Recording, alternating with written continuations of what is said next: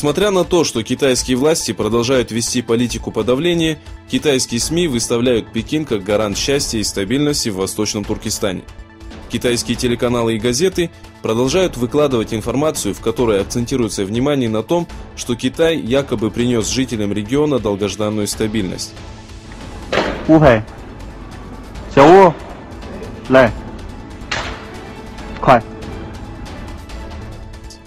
Глава информационного центра Восточного Туркестана Абдужалил Каракаш, строго осудивший китайское правительство, заявил, что Китай, увеличивая давление на народ Восточного Туркестана, продолжающееся десятки лет, заключив в тюрьмы и лагеря более 5 миллионов уйгуров, оставив сиротами тысячи детей, подвергает тюрков Восточного Туркестана жесточайшим репрессиям.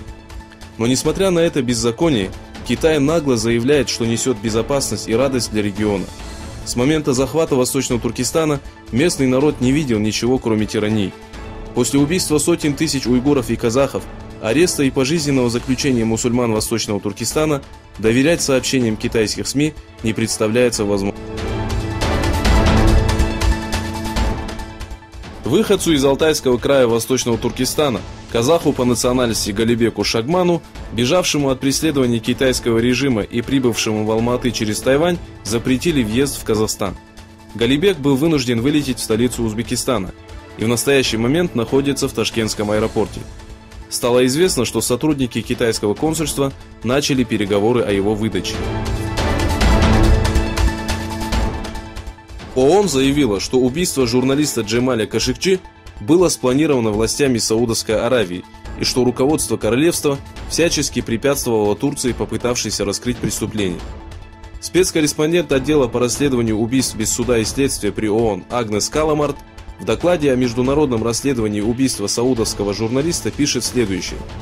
Улики и доказательства, собранные во время работы в Турции, указывают на прямую причастность властей Саудовской Аравии к планированию преступления и жестокой расправе над Джемалем Кашикчи.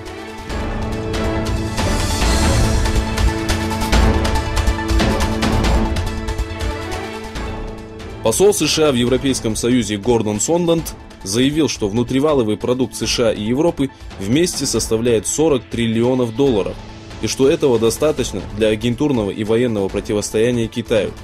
По его словам, Европа и США должны объединиться против Пекина. Сонланд подчеркнул отсутствие экономического баланса между США и Европой, в результате которого доходы Европы превышают доходы Америки, и призвал к немедленному решению экономических проблем. Руководитель партии Большого единства Мустафа Дестиджи призвал использовать название Восточный Туркестан вместо китайского слова Синьцзянь.